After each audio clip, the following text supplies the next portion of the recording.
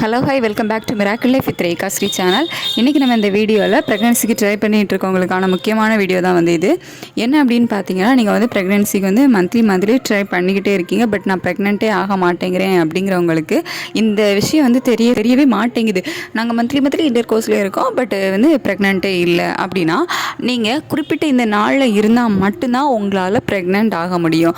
So அதை தவிர நீங்கள் வந்து மற்ற நாட்களில் இருந்தீங்க அப்படின்னா ப்ரெக்னென்ட் ஆகிறதுக்கான வாய்ப்பே வந்து இல்லை.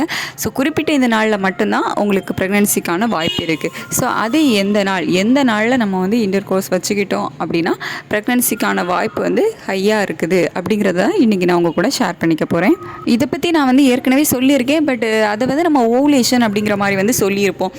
சில பேருக்கு வந்து அப்படின்னா என்ன அப்படிங்கிறதே தெரிய மாட்டேங்குது. அவங்க கேட்குற கேள்வி என்னென்னா, நான் வந்து போன மாதம் வந்து இன்டர் கோர்ஸ் வச்சுக்கிட்டேன், அதாவது நாங்கள் வந்து ஃபேமிலியில் இருந்தோம், பட் நான் ப்ரெக்னென்ட் ஆகலை.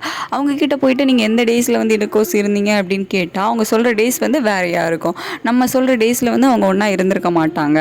அதை நம்ம கேட்டோம் அப்படின்னா, மாதத்தில் நான் வந்து 3 நாள் தானே இன்டர் கோர்ஸ் வச்சுக்கல, அந்த ஒரு 5 டேஸ் தானே இன்டர் கோர்ஸ் வச்சுக்கல, அதனால வந்து என்னோடய ப்ரெக்னென்சி வந்து தள்ளி போகுமா அப்படிங்கிற மாதிரி கேட்குறாங்க.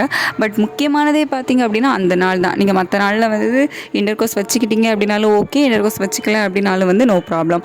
பட் இந்த முக்கியமான நாட்களில் நீங்கள் வந்து ஃபேமிலியில் இருந்தீங்க, அதாவது ஒன்றா இருந்தீங்க அப்படின்னா மட்டும்தான் உங்களால் ப்ரெக்னென்ட் ஆக முடியும். ஸோ அதை தான் வந்து நம்ம என்ன சொல்லுவோம் அப்படின்னா ஓவுலேஷன் டைம் அப்படின்னு சொல்லுவோம். ஸோ ஓவுலேஷன் பற்றி நம்ம வந்து ஏற்கனவே டீட்டெயில்ஸாக வந்து வீடியோ போட்டிருக்கோம். அந்த நாட்களில் தான் உங்களோட கருமுட்டை பார்த்திங்க அப்படின்னா மெச்சோர் ஆகி வெடிக்கும். ஸோ அந்த கருமுட்டை வெடித்து செமனுக்காக வெயிட் பண்ணிகிட்ருக்கோம். ஸோ அப்போ வந்து நீங்கள் இன்டர் கோர்ஸ் வச்சுக்கிட்டீங்க அப்படின்னா அந்த டைமில் ஆண்களோட செமன் போய் அந்த கருமுட்டையை மீட் பண்ணும்போது தான் அங்கே ஒரு பேபி ஃபார்ம் ஆகும். ஸோ அது வந்து ஒரு 5 டேஸ் தான் வந்து இருக்கும். ஸோ அதுக்கப்புறமா வந்து ஆட்டோமேட்டிக்காக அது சுருங்கி அதோட வேல்யூ பார்த்திங்க அப்படின்னா இருக்காது. அதுக்கப்புறமா நீங்கள் என்ன தான் வந்து இன்டர் கோர்ஸ் வச்சுக்கிட்டாலும் உங்களால் வந்து ப்ரெக்னென்ட் ஆக முடியாது. ஸோ ப்ரெக்னென்சிக்கு ட்ரை பண்ணிகிட்டு இருக்கவங்க நீங்கள் மந்த்லி, அதாவது ஒரு மாதத்தில் மற்ற நாட்களை மிஸ் பண்ணாலும் பரவாயில்ல, இந்த ஓவுலேஷன் டைமை மட்டும் மிஸ் பண்ணிடவே செய்யாதீங்க. அந்த 5 டேஸில் அட்லீஸ்ட் 1 டே விட்டு 1 டேனாலும் நீங்கள் இன்டர் கோர்ஸில் இருந்தீங்க அப்படின்னா தான் பேபி வந்து ஃபார்ம் ஆகும். நம்ம வந்து அதாவது ஒரு பெண்ணோட உடம்புக்குள்ளே போகக்கூடிய ஆண்களோட சமன் வந்துட்டு அங்கே போய் ஒரு 5 டேஸ் வரைக்கும் உயிரோடு இருக்கிறதுக்கான வாய்ப்பு வந்து இருக்குது. அது வந்து அதோட ஹெல்த்தியை பொறுத்து, அதாவது அந்த ஸ்பெமன் வந்து எவ்வளோக்கு குவாலிட்டியாக இருக்குது அப்படிங்கிறத பொறுத்து தான் வந்து இருக்குது.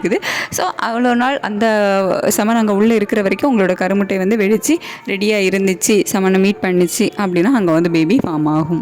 அதுக்கு முன்னாடி இந்த கருமுட்டை இருக்காதா அப்படின்னு கேட்டிங்கன்னா, உங்களோட பீரியட்ஸ் இப்போ ஸ்டார்ட் ஆகுதுல்ல, ஸோ உங்களுக்கு பீரியட்ஸ் ஸ்டார்ட் ஆனதுலேருந்தே பார்த்தீங்க அப்படின்னா அடுத்த மாதத்துக்குள்ளே கருமுட்டை வந்து வெளிவர தொடங்கிறோம். ஸோ அது வந்துட்டு கொஞ்சம் கொஞ்சமாக வளர தொடங்கும். ஸோ வளர்ச்சி அடைஞ்சு ஒரு குறிப்பிட்ட ஸ்டேஜ் வரைக்கும் அது வந்து வளரும். ஸோ வளர்ந்து அதுக்கப்புறமா தான் பார்த்திங்க அப்படின்னா அது வந்து வெடிக்கும். ஸோ அந்த வெடிக்கும் போது தான் நமக்கு ஓவுலேஷன் டைம். ஸோ அந்த டைமில் செமனை மீட் பண்ணும்போது அங்கே ஒரு பேபி வந்து ஃபார்ம் ஆகும். இது வந்துட்டு மிட் ஆஃப் த டேயில் வந்து உங்களுக்கு வரும். உங்களோட பீரியட் சைக்கிள் வந்து 30 நாட்கள் அப்படின்னா நமக்கு வந்து 15 இருக்குல்ல, ஸோ நம்ம வந்து ஒரு 5 டேஸ் வந்து கால்குலேட் பண்ணுவோம். ஸோ 15லேருந்து பிஃபோர் 2 டேஸ், ஆஃப்டர் 2 டேஸ் அப்படின்னு சொல்லி நம்ம வந்து ஒரு 5 டேஸ் கால்குலேட் பண்ணுவோம். அதாவது 13, 14, 15, 16, 17. ஸோ இந்த 5 டேஸில் வந்து ப்ரெக்னென்சிக்கான சான்ஸ் வந்து ஹையாக இருக்கும். அதுக்கப்புறமா உங்களோட ஓவுலேஷன் டைம் முடிஞ்சதுக்கு அப்புறமா ஒரு பேபி ஃபார்ம் ஆச்சுது அப்படின்னா ஓகே. இல்லை அப்படிங்கும்போது அந்த கருமுட்டை வந்து வெடித்து நமக்கு வெயிட் பண்ணிகிட்டு இருக்கோம்ல, அது வந்து மறுபடியும் வந்து சுருங்க ஆரம்பித்து எண்டோமெட்ரியம் சுவர் கூட சேர்ந்து சிதைஞ்சு நமக்கு வந்து நெக்ஸ்ட் மந்த் பீரியடாக வெளியே வந்துடும். ஸோ இதுதான் பார்த்திங்க அப்படின்னா ஒரு பீரியட் சைக்கிள்.